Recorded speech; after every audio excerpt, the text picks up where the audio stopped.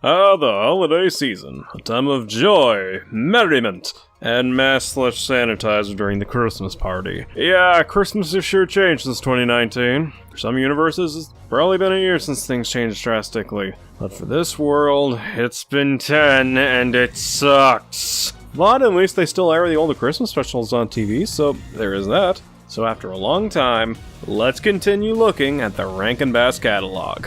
So what's next up on the docket? Rudolph Shiny New Year's. I'll get the liquor and laced eggnog for my adult viewers. This is gonna hurt. So, after 12 years, we finally have a sequel to Rankin Bass's first Christmas special, Rudolph the Red-Nosed Reindeer. Like a lot of sequels, this one has barely anything to do with the original. Legit, outside of Rudolph and Santa, and even that's a stretch, no one from the original movie returns for this installment. Then again, after looking at the model for Rudolph, maybe they saw it was a bad idea and ran off, because, yeah, this is a hideous design. The colors look a lot more faded, the fur looks a lot more like paint instead of, well, fur.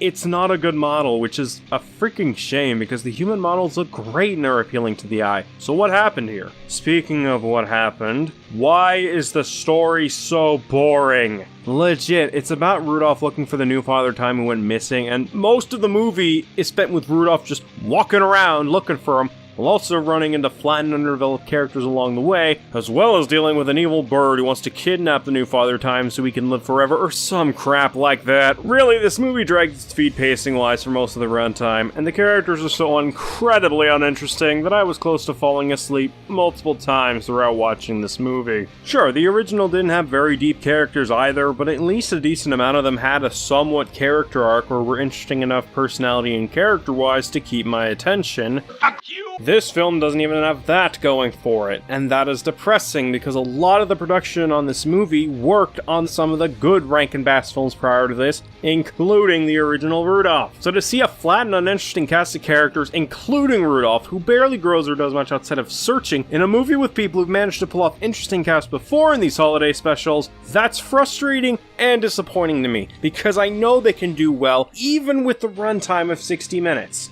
And like I said earlier, that can also apply to the story. Now I'm going to go a bit further on it. A good chunk of this movie could have been trimmed down, or at the very least, improve the slow-as-nails pacing, make the story more interesting with twists and the likes, or even improve the character element with the time. But since they didn't do that, here we are. A 60-plus movie that spends a good amount of time searching for a fucking baby, and has Rudolph encounter characters flatter than cardboard and are about as useful as a fucking appendix. Fuck, now I'm using analogies from my crappier days as a content creator. So I think that's a sign I should move on to something else to talk about.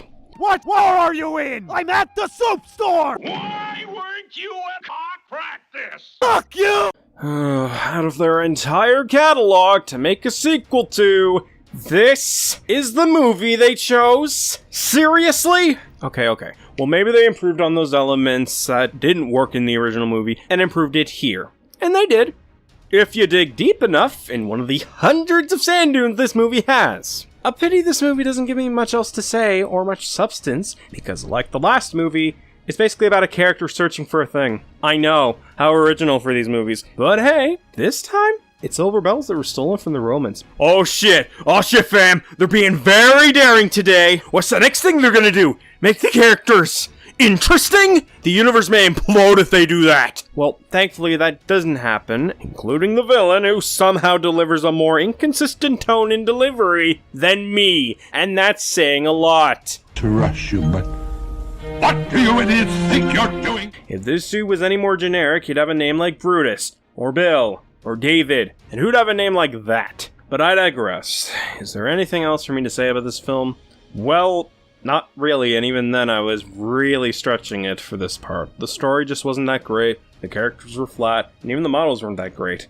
Just another forgettable Christmas movie. This is depressing. 2 in a row now. Oh my god. I don't know if I have crappy luck or something, but this is now the third Rankin Bass movie in a row that has given me so little to talk about. The story is incredibly forgettable, the characters are flat and unlikable, and it's so boring that it leaves me next to nothing to review here, and I hate that! Maybe it's because I'm getting rusty at reviewing, or maybe it's because these films are just that unappealing. Either way, I am not having fun with this, and I'm sure some of you aren't enjoying this either. So instead of prolonging this any further, why don't I just put this movie and video out of its misery?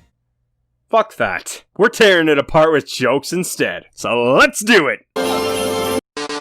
You never knew Santa had a donkey? Yep, thought that was just what he called his chefs. And of course you all know this feller. Yeah, he had better animation and models than what I'm currently seeing. You want to know more about Nestor? No. Damn, he threw him so fast the sound effect couldn't sync up.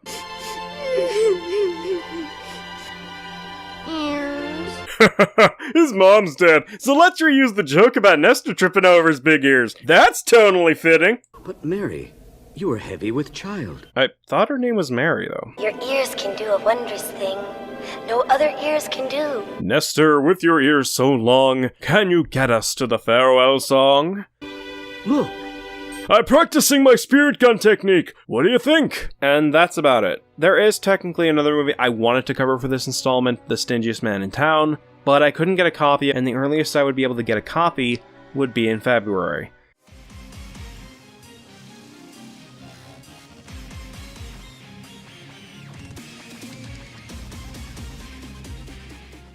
But yeah, this was a major letdown. We had 3 substanceless, flat pieces of trash that would be a better use as a fucking fuel source in a fireplace than a place in my movie collection. I could get super angry, or destroy it with fake effects, or yell, or some crap. But I'm too old for that. It's 2030 for fuck's sake. I'm 36, and I'm gonna spend it with my family. So happy holidays, everyone. I wish you all a safe time out there, and thank you for watching.